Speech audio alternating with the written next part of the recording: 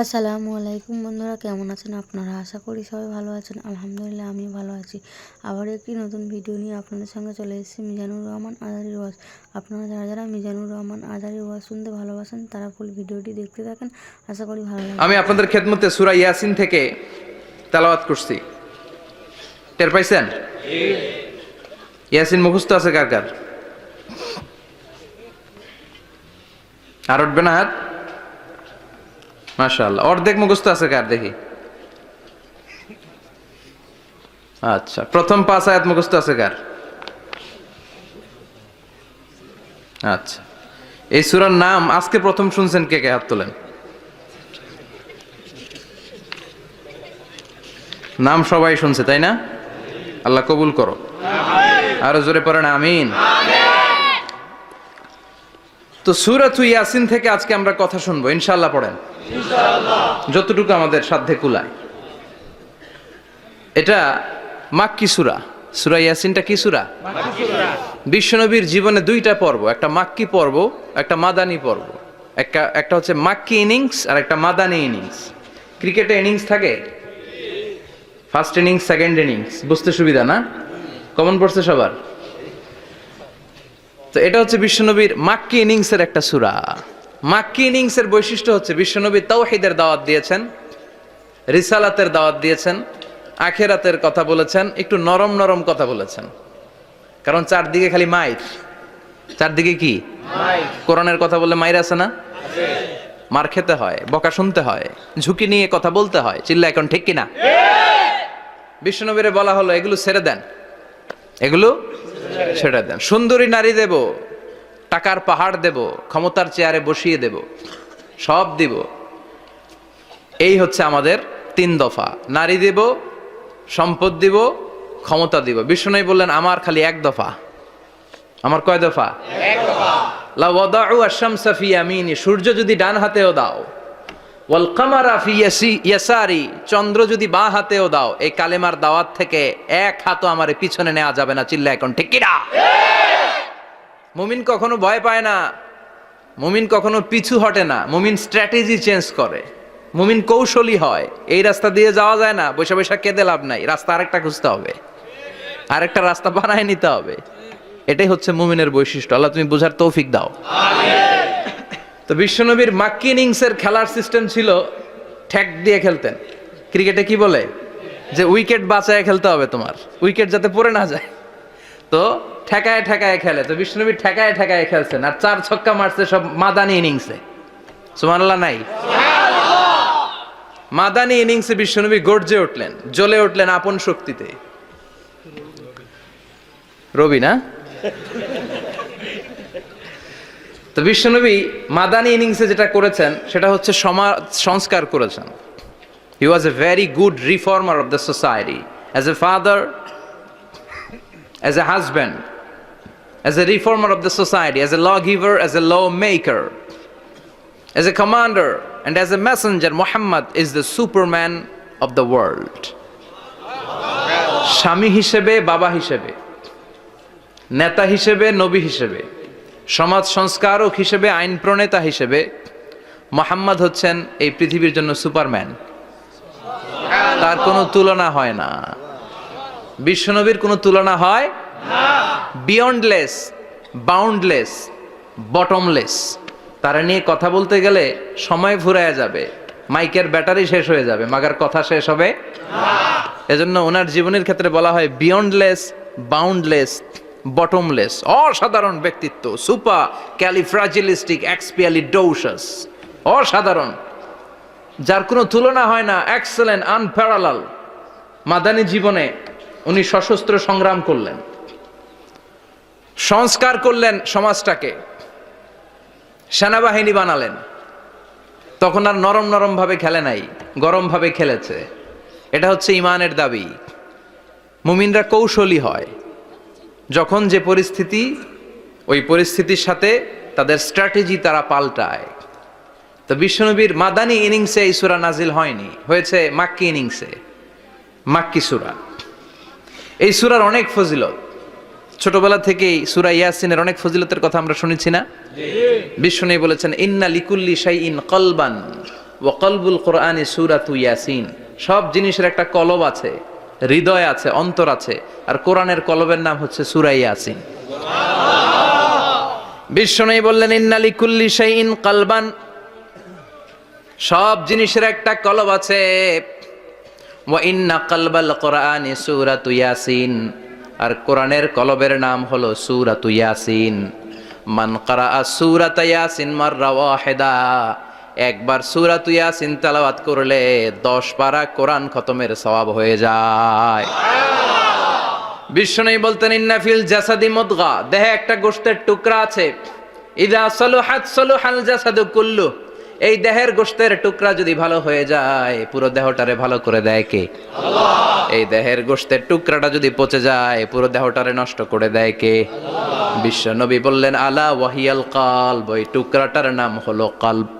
টুকরাটার নাম কি? কলব। এজন্য কলবের মধ্যে আল্লাহর জিকির বসাইতে হবে। কি বসাবেন? জিকির। নাকি আয়না বসাবেন? আয়না বসায় না? আয়না বসাইয়া দে মোর দয়াল বাবা, কেবলা কাবা, সব মুখস্থ। আয়না বসাইয়া দে মোর, নবীর কলবে আয়না বসায় নাই নবী। সেদিন আবু বকর, ওমর ফারুক, কেউ আয়না বসাইছে? আবু হানিফা, শাফিঈ, এরা কলবের মধ্যে আয়না বসাইছে? বসাইছে জিকির। চিল্লায় বলেন বসাইছে কি? এজন্য আল্লাহ বললেন আলা বিযিক্রিল্লাহি তাতমাইন্নুল কুলুব, দুনিয়ার কোন জিনিস দিয়ে কলব ঠান্ডা হয় না, দুনিয়ার কোন জিনিস দিয়ে কলব পরিচ্ছন্ন হয় না।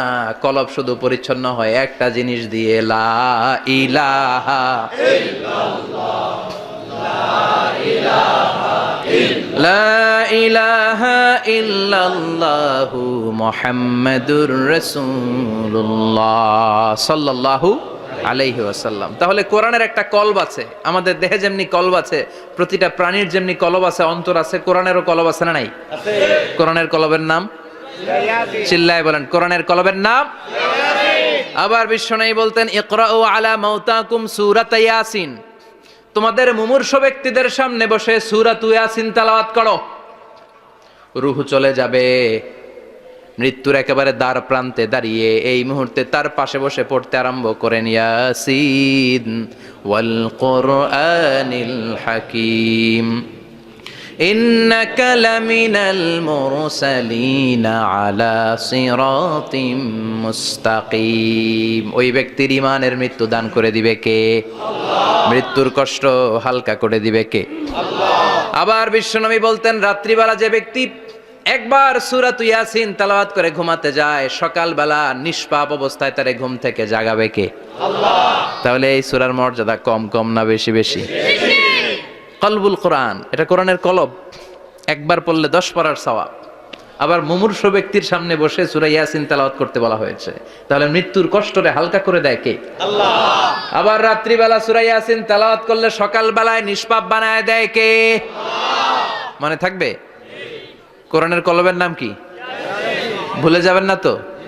বেশি বেশি তেলাওয়াত করতে রাজি আছেন? সকাল সন্ধ্যা তেলাওয়াত করবেন তো? সূরা ইয়াসিন ছাড়াও এই সূরার অনেকগুলো নাম তাফসীর গ্রন্থে পাওয়া যায়। এই সূরার একটা নাম হচ্ছে সূরাতুল কাদিয়া, সূরাতুল কাদিয়া, তাকদি হাজাতা কারিইহা। যে এই সূরা তেলাওয়াত করে ওই তেলাওয়াতকারীর যে হাজত আছে, প্রয়োজন আছে, এই সূরার বরকতে আল্লাহ তার প্রয়োজন পূরণ করে দেয়। আমাদের জীবনে প্রয়োজন আছে না নাই? কার কাছে চাইবো? বিপদে পড়লে কারে বলবো? আমরা বিপদে পড়লে প্রথমে শেয়ার দেই ফেসবুকে। কোথায় শেয়ার? আগে শেয়ার দিব কার কাছে? মনে থাকবে? বিপদে পড়লে ফেসবুকে শেয়ার দিব না, বন্ধুরে শেয়ার করব না, বউয়ের কাছেও পরে শেয়ার করব, আগে শেয়ার করব কার কাছে? মনে থাকবে? এজন্য বিশ্বনবী বলতেন এই সূরার নাম সূরাতুল কাদিয়া, মানুষের হাজত পূরণ করে দেয়। এই সূরা তেলাওয়াত করে যদি আপনি আল্লাহর কাছে কোনো বিপদ থেকে পানা চান অথবা কোনো প্রয়োজন নিয়ে দোয়া করেন, সূরার বরকতে প্রয়োজনটা পূর্ণ করে দেয় কে? আল্লাহ। কেউ যেটা পারে না পারে কে? আল্লাহ। কেউ যেটা দেয় না দেয় কে? আল্লাহ। কেউ যেটা শোনে না শোনে কে? আল্লাহ। তাহলে পেলাম সূরাতুল কাদিয়া। আরেকটা নাম আছে সূরার, সেটা হচ্ছে সূরাতুল আযীমা, সুমহান সূরা। কি সূরা? সুমহান, আযীমা। এই আযীম আর আযীমা এই শব্দ দুইটা অনেক দামি, আল্লাহ যে কোনো জায়গায় ব্যবহার করেন নাই। বিশ্বনবীর চরিত্রের উপমা দিতে যে আল্লাহ আজিম শব্দ বলেছেন, তাই না? রব্বুল আলামিন বলেন ওয়া ইন্নাকা লাআলা খুলুকিন আযীম।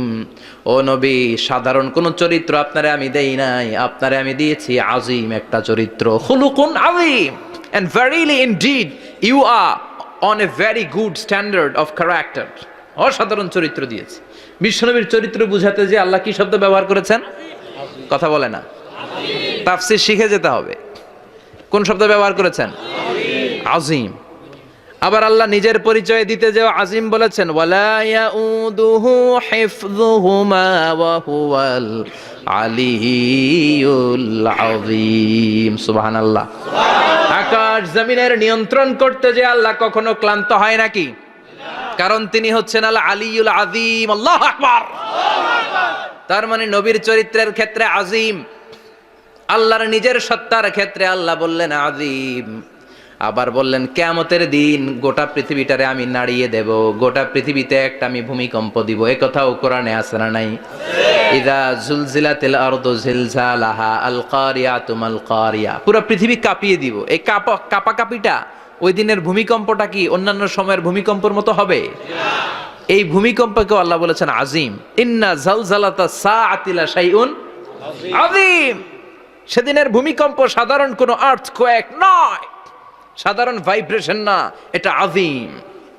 আবার আল্লাহ কোরআনকেও আযীম বলেছেন, ওয়ালাকাদ আতাইনাকা সাবআম মিনাল মাসানি ওয়াল কুরআনাল আযীম। ও নবী, আমি আপনার নিত্য পাঠনীয় সপ্তবাক্য সূরাতুল ফাতিহা দিয়েছি, সাথে সাথে কোরআনে আযীম দান করেছি। সুবহানাল্লাহ। ভিডিওটি ভালো লাগলে একটি লাইক, কমেন্ট ও শেয়ার করে পাশে থাকবেন বন্ধুরা। যারা যারা শেষ পর্যন্ত ভিডিওটি দেখেছেন তাদের জন্য অনেক অনেক ভালোবাসা থাকলো বন্ধুরা। আর নতুন নতুন ভিডিও পেতে চ্যানেলটিকে সাবস্ক্রাইব করে পাশে থাকবেন বন্ধুরা। ভালো থাকবেন, ধন্যবাদ।